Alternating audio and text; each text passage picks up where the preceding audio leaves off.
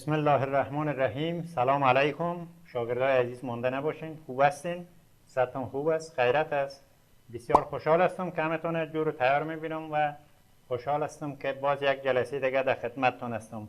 تمدن‌های کهن جهان را مورد مطالعه و بررسی قرار دادیم و امیدوار هستم که شما اطلاعات خوب پیدا کرده باشین. وارد درس جدید میشیم.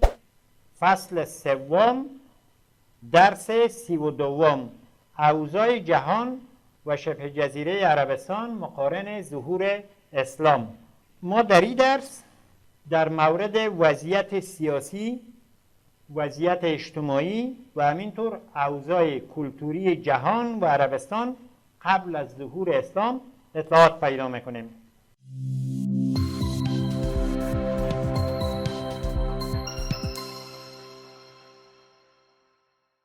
جهان قبل از ظهور دین مقدس اسلام چطور بود؟ به این عکس دقت کنین، ببینین که مردم مجسمه ها یا بت هایی را که به دست خود درست کرده بوده مورد عبادت و پرستش قرار میداده. از اینا در واقع کمک طلب میکرده و از اینا بخشش میخواسته. در موارد مختلف برای حل مشکلشان به این مجسمه ها رجوع میکرده. در اصل ببینین کفر و وحشت در جهان حاکم شده بود. تاریکی محض و ظلمت کامل در جهان تقریبا داشت حکمروایی میکرد. مردم کلا دین یکتاپرستی را تقریبا به فراموشی سپرده بودند. حق تلفی ها در جهان زیاد شده بود. بی‌عدالتی بیداد میکرد. از عدالت دیگه خبر نبود. مردمان آفریقا ببینین، مردمان اروپا و مردمان آسیای غربی پیرو دین حضرت مسیح بودند. اونا مسیحیت را پذیرفته بودند، اما در دین مسیحیت انحراف به وجود آمده بود، خرافات داخل شده بود و این به وجود آمدن انحرافات و همینطور داخل شدن خرافات در دینشان بازم باعث می شد که در واقع مردم را از خداپرستی و از یکتاپرستی منحرف بکنه، از عدالت دور بکنه، دست به ظلم و تعدی و ستم بزنه، حق همدیگر را زیر پا بکنن. اوج در واقع در دنیا به اوج ظلم و استبداد رسیده بود. حکومت ها تا که میتونستن ظلم میکردن، هیچ وقت عدالت را هنوز رعایت نمیکردن. خب مردم فارس چی کار میکردن؟ ببینین، گفتیم مردمان آفریقا و اروپا و آسیای غربی بیشترشان پیرو دین مسیح بودن، ولی دین مسیح دچار انحرافات شده بود و همینطور خرافات شامل شده بود. در فارس و خراسان امروز مردم بیشتر آتش پرست بودن. اینا آتش پرستی میکردن، آتش را مقدس حساب میکردن. شاهان ظالم ساسانی که در فارس یا امپراتوری بزرگ ایران اون زمان حاکمیت داشتن، اینا هرچی میتونستن ظلم میکردن، ستم میکردن و استبداد کاملا رایج شده بود. در هند و چین و خراسان و جنوب براعظم آسیا آیین بودایی رایج شده بود. مردم ها بت پرستی میکردن، همونطوری که در عکس میبینیم بت ها و مجسمه ها را پرستش میکردن و در واقع دین توحید و خداپرستی و یکتاپرستی کاملا به فراموشی سپرده شده بود. در مکه همینطور بین مردم جهالت کاملا سایه افکنده بود. جهالت بین مردم کاملا رایج شده بود، ریشه دوانده بود. خود شبه جزیره عرب به چندین قسمت در اون زمان تقسیم شده بود، از جمله به یمن و حجاز و نجد. در یمن حبشی ها حاکمیت داشت، یعنی حبشی ها آمده بودن از حبشه و یمن را هم به تصرف خود در آورده بودند. مردمان اون زمان در یمن و حبشه بیشتر مردمای یهودی بودند، پیرو یهودیت و همینطور نصرانی و تعدادشان هم بت پرست تشکیل میدادند. اما مردم حجاز ببینین، مردم حجاز که در شبه جزیره عربستان بود، اینا بیشترشان بت پرست بودند. همونطور که در اول درس در عکس دیدین، بیشترشون بت‌ها و مجسمه ها را پرستش میکردن. یک اقلیت کمشان هم یهودی و نصرانی بودن و تعداد دیگرشان هم آفتاب و مهتاب و ستاره‌ها در جزیره عرب پرستش میکردن. یعنی در واقع همه چیز پرستش میکردن جز خدای یکتا و یگانه. همه دین ها و همه انحرافات و خرافات ها به عنوان دین پذیرفته شده بود جز دین حق و توحید. شغل مردم در جزیره عرب ببینین چی بوده. بیشتر مردم جزیره عرب در آغاز ظهور اسلام، در قبل از ظهور اسلام، اینا بیشتر به تجارت مشغول بودن، زراعت میکردن، مالداری میکردن. بین مردم سرمایه‌دار و زورمندشان فساد زیاد حاکم شده بود. اینا کاملا منحرف شده بودن، ظلم میکردن، تعدی میکردن، پیرو خرافات شده بودن. مردم بیچاره و مسکین و بینوایان به سختی زندگی میکردن. زندگیشان بسیار به سختی و مشکلات میگذشت و هر چی که ظلم میشد از طرف سرمایه‌دارا و زورمندا، اینا مورد ظلم قرار میگرفتن. بر حقوق دیگران تجاوز میکردن. اینا دیگر رسم شده بود چون جهالت کاملا حاکم شده بود. دختران را زنده به گور میکردن در حجاز عربستان. چرا دختران را زنده به گور میکردن؟ این دو شکل داشت. یکی که میگفتن که خب دختر موجودی است که سر زمین زراعت کرده نمیتونه، مالداری هم خوب کرده نمیتونه، کارم خوب کرده نمیتونه، پس از ترس مسائل اقتصادی و از ترس مشکلات اقتصادی خیلی هایشان دخترای خود زنده به گور میکردن.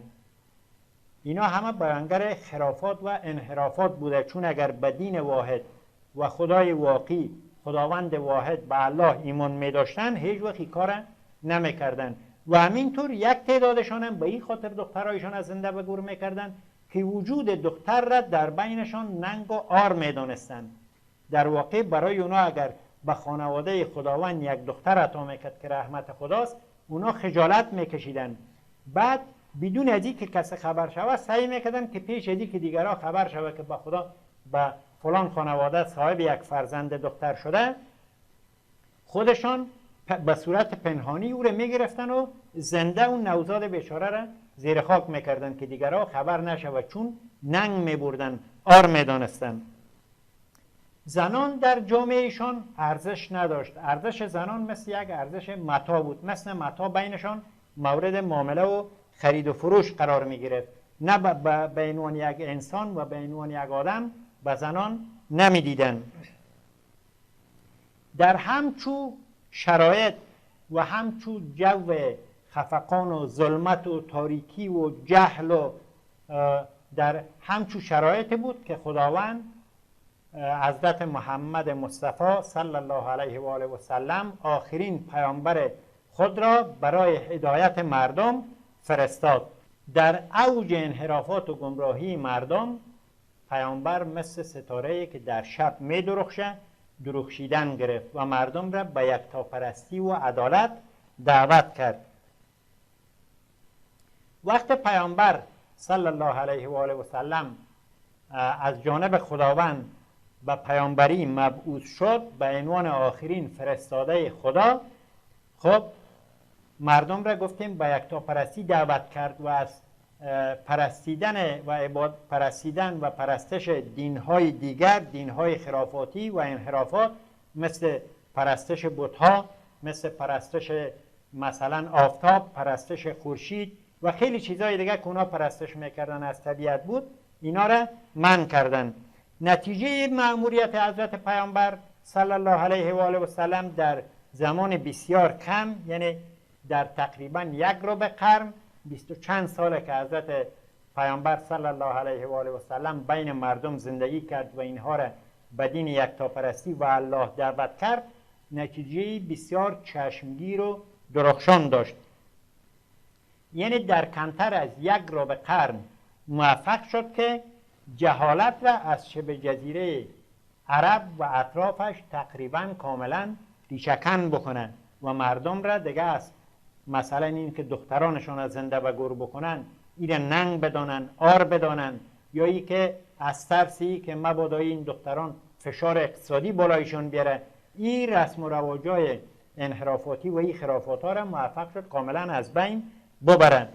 نه تنها در عربستان بلکه در جهان دین یکتاپرستی رایج شد. یعنی حضرت پیامبر در این 20 و چند سال در یک ربع قرن موفق شد که آیین یکتاپرستی را از مرزهای شبه جزیره عربستان هم عبور بده. امپراتورای بزرگ دیگر هم حتی به اسلام دعوت کرد که از جمله یکی امپراتور ساسان ایران، امپراتور روم، به همه اینها نامه نوشت و رسما اینا را با آیین یکتاپرستی و دین حق دعوت کرد.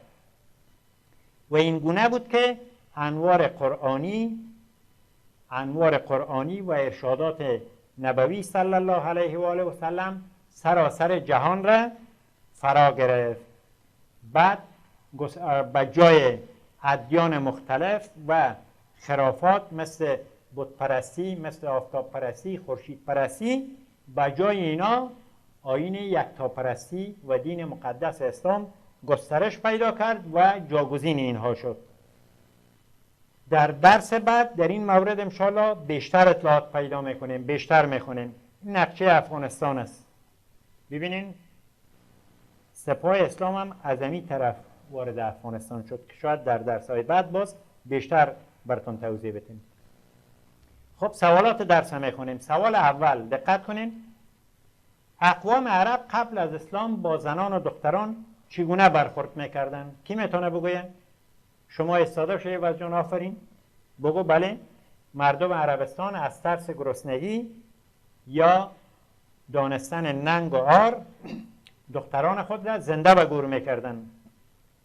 زنان بین آنها موجودات بسیار بیارزش بود و مانند یک متاع مورد خرید و فروش قرار میگرفت. آفرین ایواز بشینیم. سوال دوم از درس هم میخونم، دقت کنین. چرا خداوند حضرت محمد مصطفی صلی الله علیه و آله و سلم را به پیامبری مبعوث نمود؟ شما بگوین ها توضیح بدین چرا؟ بله ساده شین. چون قبل از ظهور دین مقدس اسلام در روی زمین چی حاکم بود؟ کفر و وحشت کاملا حکم فرما شده بود و تمام مردم جهان در جهل و نادانی به سر می بردن. به این خاطر خداوند تبارک و تعالی حضرت محمد مصطفی صلی الله علیه و آله و سلم آخرین پیامبرش را ارسال کرد تا مردم را نجات بده. در واقع دعوت به یکتاپرستی واقعی یعنی نجات مردم از جهل و خرافات و انحرافات. آفرین بشینید. سوال سوم میخونم، دقت کنین. اقوام عرب قبل از اسلام به کدام ادیان و اشیا اعتقاد داشتند؟ چی دین هایی داشتند و به چی ها اعتقاد داشتند؟ شما بگو آفرین. قبل از اسلام اقوام عرب به چی چیزهای اعتقاد داشتند؟ مردم عرب قبل از اسلام به دین های یهودی، نصرانی، بت پرستی، آفتاب پرستی و همینطور پرستش مهتاب و ستارگان و خیلی از خدایان متعدد دیگر معتقد بودن. آفرین بشینید. خب نمونه سوالای کانکور رو میخونم، ایزان دقت بکنین.